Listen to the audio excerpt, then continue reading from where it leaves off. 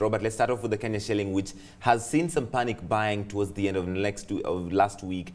How do you think it's opening this morning? Good morning, Larry. Well, that was actually a consequence of a lot of international sentiments. People were actually mopping up the greenback, speculating that it will do well against other major currencies. Here locally, we had the central bank intervene and sell quite a substantial amount of dollars in a way to kind of ease the drop, and they managed to bring it down to about 86. So with this week looking on, I guess we'll see the panic stop, and I anticipate maybe we'll see support levels of about 85.50, if not lower than that. Is this typical month-end activity, or is there something to do with the global situation also playing into this?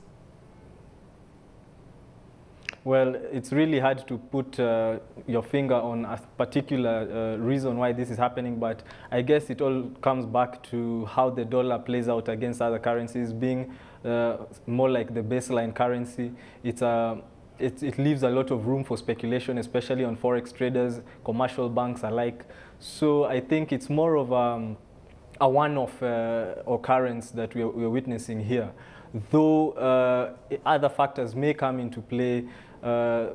Locally, we have also the Monetary Policy Committee reviews, which in a way affect how currency is traded by the commercial banks. Robert, talking on that monetary policy review later on this week, we know that interest rates are currently sitting at 18%, with inflation falling back, with the shilling coming under pressure, sitting at 86 shillings against the dollar at this stage. What are your thoughts on what's to come out of the meeting later on this week? Well, we might see some tighter form of policy because, as we know, we are in a month whereby we expect the budget to be read, there are budgetary shortfalls. We have the government aligning itself, looking for more funding. There are a number of infrastructure projects going on. So in short, I guess we have to see a more conservative approach to monetary policy. And my guess would be either a maintenance of the current rate or maybe a slight tightening of the same. What is the worst that could happen if the CBK kept the CBR still unchanged at 18.0%? Well, that may affect supply of money, for one. And another thing it may affect actually is advancement of credit, and which is becoming a major problem right now. Banks especially rely on loan advancement, and they rely on interest income. So this may affect their primary source of revenue. On the other hand, it may affect cash flow within the economy. We've also had commodity prices go up. There have been concerns of increased inflation. That may not play out well, especially at a time where basic commodities are really becoming inaccessible to the majority. So as a temporary fix, it may work for a while for currency stability, but looking at it from a broader perspective, it may have a more detrimental effect on the economy. This is also the budget month in Kenya and in most of East Africa. How does the market usually anticipate an activity like this? And considering for the first time, this will be a budget both for the national government and the regional governments that Kenya is moving into. Well, there's always the basic concern is usually whether the budget is actually realistic. And already people are crying out and saying that it's expected to be over $1 trillion. Last time it was a bit below $1 trillion, so I'm thinking this time it should be above. People are saying that amount must be justified, and I guess that also brings in the question of where this funding will come from. Will it be locally generated? Will we depend on external loans? Will we depend on the debt market? So there are all these questions which are being asked by analysts, but I guess looking on, there's a lot of, the point is there's a lot of money needed, especially in an election year. The IEBC already said they need quite a substantial amount of money to carry out the election. So I guess we are in a tight spot as far as the finances go. The size of the Kenya budget this year is 1.52 trillion shillings, so it's clearly unprecedented territory. Let's move to the Nairobi Securities Exchange. Still a lot of foreign activity, the net buys in most of the counters, the active ones anyway. Do you see this continuing this week? Yes, I guess what we're seeing here is like a bargaining position. We've had a lot of counters viewed as trading at discounted price-to-earnings ratios. We also have a number of the financial counters, the commercial banks, insurance companies have had good results in the second quarter. And people are actually taking positions. We've had a lot of foreign activity, close to 70% on average. We've had Equity Bank, KCB, Barclays Bank, East African breweries, all trading at net buys from foreigners. So we expect this trend to continue as positions are taken up ahead of what is anticipated as a rush for these stocks.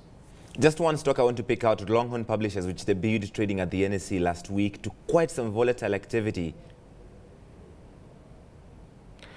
Yes, that's a really interesting counter. I think it should be the only publishing company listed on the stock exchange. They really rallied on the introduction as high as 20 shillings per share. We saw it again plummet, I mean slightly to about 17 shillings on the close of the market last week. I think it's really hard to say where the stock is headed. The company fundamentally is doing well, but looking at the shares traded, quite a few number of shares. So volatility is actually expected to occur. What may happen later on is maybe when some of the major shareholders, there are very few shareholders in this stock, let go of the stocks, there's more liquidity on the counter, we would be able to make more sound predictions on where the stock is headed. And finally, Shabaab has threatened more activity in Kenya, especially after the war that is still going on in Somalia. Investors do not like uncertainty like this, do they? No, and it's pretty unfortunate what happened last week. We had an attack. Investigations are still going on to get the details of what actually transpired. But all in all, regardless of the findings, this is not a good sign because it actually touches on security, and it has an effect also on one of our biggest foreign exchange earners and contributors to GDP, that is the tourism sector, because now we have tourists shy away from the Kenyan market. We also have foreign direct investments reduce. So I think this is actually a red flag, and I believe it's something which should be addressed very fast, both internally, and I guess it's something which is a challenge because you can't really fight terrorism to an end in one day. But it is a concern, and looking forward, I hope there's some sound steps being made to avert it. Very quickly, this has been a highlight throughout most of this year. Do you think then that Kenya's tourism numbers at the end of this year might well be below what we reported last year? Well, it's a bit early to speculate. Again, we've had good numbers coming through from last year. We hope to sustain these. We also have the government seemingly handling the situation much better than before. If they can put a lead on this problem, I guess we will see a continued improvement in the sector. Again, we have the budget coming up. A substantial amount will be allocated to tourism. If these monies are used appropriately, I guess we should not worry. The problem now here maybe is policy, but I'm optimistic something will come out of it.